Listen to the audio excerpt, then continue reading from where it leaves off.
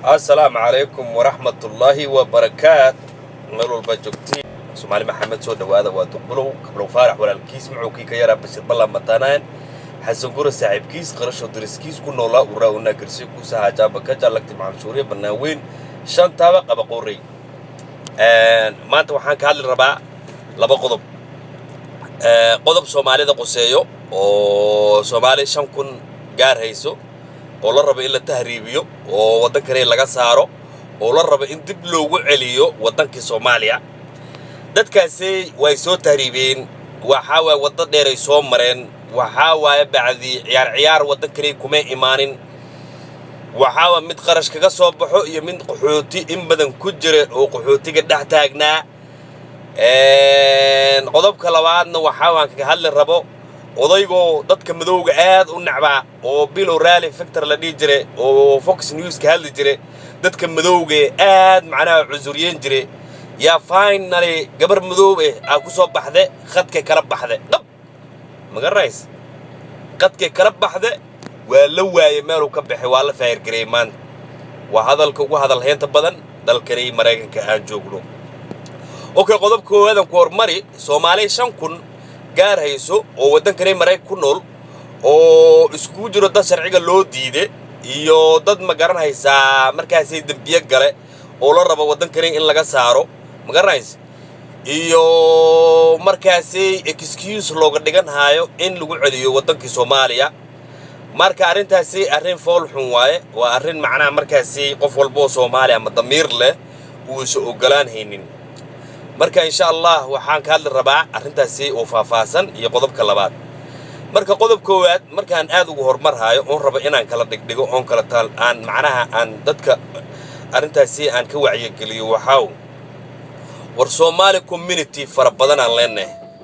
Somali community aad u farabadan oo wadankani Mareykanka Minnesota ha ahaato Ohio ha ahaato Seattle Washington ha ahaato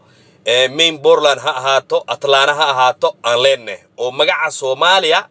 wato oo markaas ay sheegay inay community annaga ahdaan Soomaalina nimatalaay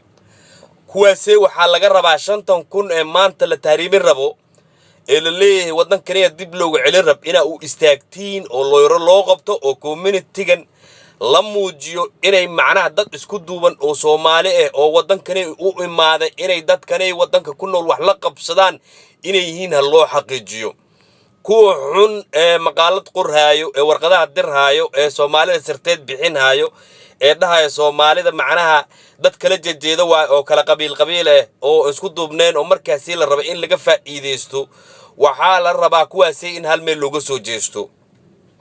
magarays wiilashan iyo gabdhahanay maanta wadnaha la xanuujinaa ila leeyahay 5,000 oo qof oo Soomaali yaa wadankan laga dirrab waxa la rabaa in hal meel looga soo jeesto oo community-yada ragga horjoogayaasha u inay kacaan looyarana noo qabtaan oo dadkani markaas waxa la rab dambiyada la sheegayo ila leeyahay dambiyadanay yaa dadkan macnaha looga saar rab wadanka dambiye ma aha aad u waaweyn qofkii tuuga dad dile waa gooni kaasi waxa bacdi gaal islaam hal meel looga soo jeestaa la qabaa laakiin qofa 2 tigi 3 tigidoo qaate dambi mustaminar oo gale dambi aadan u weyneyn oo fulani ahayn oo markaas hadii lawyer loo qabto loo doodo aanan markaas sharci loogu diidi karin wadankana looga saari karin waxa la rabaa in Somali community arintaas uu kacdo oo la sameeyo arin markaas hal dhinac looga soo jeesto daraata yatiiko reese 190 meel iyo 100 meel iyo 70 meel la qaade la xire la celiye Soomaali la geeyay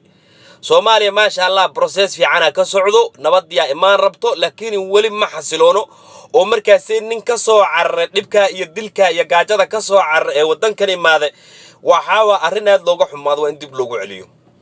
hadda waxa bacdi Soomaalida qurbaa joogto gaar ahaan Mareykanka joogtaan waxaan u sheegaa hadii shalayta aad deyseen wiilashii gabdhii daraad la celiyay ree hebelay ahaayeen maanta 5,000 qabiil walba ku jiro qabiil kasto Soomaaliya ku jiro waxa laga rab inaad kacdid oo markaas waxa la rabaa damiirka u dhaqaaqo ma ogaan kartid 5,000 qof la qore magacood ma la sheegin waxa la sheekay inay Soomaali yihiin walaalkaya ku jiri karo in adeerkaayaa ku jiri karo saaxiibkaayaa ku jiri karo hooyadaayaa ku jiri karto aabbahaayaa ku jiri karo marka soomaalidani maraykanka joogto waanoo duqbilow waan ka mid ahe waxaa la rab inay naga goodo oon istaagno oo dadkeennan soomaalida ee soo qurbaha soo gale in loo kaco oo markaasi la muujiyo midnimo wax lagu gaari anoo duqbilowe oo kablo faarax walaalkiise arintaasay yaan idin kula dardaarmahayaa beenna maanta aan kacno 5,000 ee Soomaalida wixii dambi xun gale oo dad dile oo tuug oo wax dhace maxaa gooni weeyaan laakiin wixii markaasay dambi yaro basiida ama macna la'aan ama excuse loo raadin haayo oo laga yaabo waxaasi hadii lawyer aan u qabanno oo u istaagno inaan badbaadin karno maanta aan badbaadinna aan u kacno Soomaaliya maqla wallahi maanta haddaan arrintanay la dhayalsado barrita adaa ku xigo adiga baasaboorka haysto ee American citizen sheegan haayo oo dadkana iska weynaysiin haay yaa barri ku xigo cid ku istaagina ma leh community kasta oo Mareykanka joogo ama ha ahaado Irish ha ahaado ama African American ha ahaado ama wadamada dariska Ethiopia iyo Kenya ay isku guduuban yihiin oo kale oo community u yihiin oo dhiiga uu isku kacahay oo la isku kacayo la isku hiilinayo oo lawyer la isku qabanahay Soomaalida taas laga rab qodobkaasi qodob waana iga dardaaran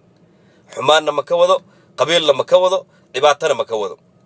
qodobka kale tan ka hadla waxa waaye nin la dhaho oo rally oo Fox News ka hadli jire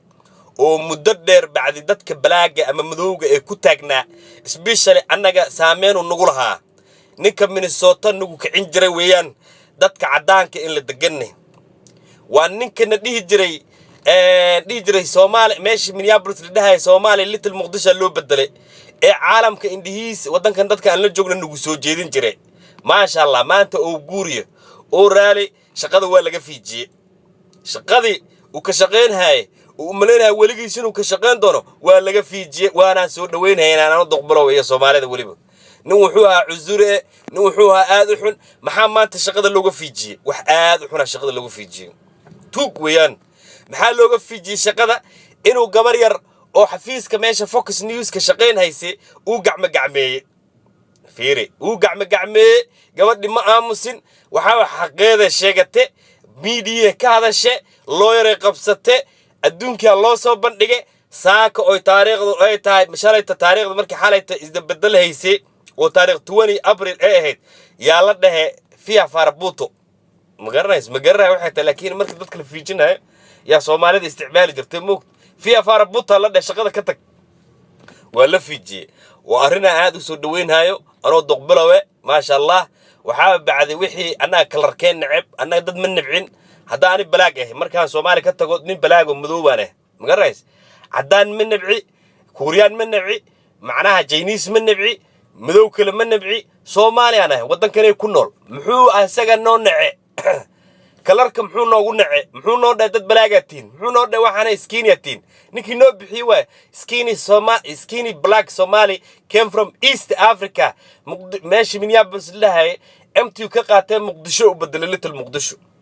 maanta annaga jabka ku farxayna shalay hadda annaga jabkeen raadinaysay bilow rally maanta jabka annaga ku faraxne waana soo dhaweynayna meel walba aan joogno haddaan dadka madowga ee wadankan ku nool maanta farxad yaan joognaa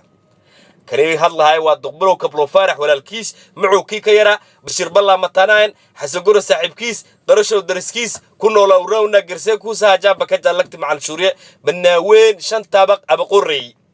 والسلام عليكم ورحمة الله وبركاته.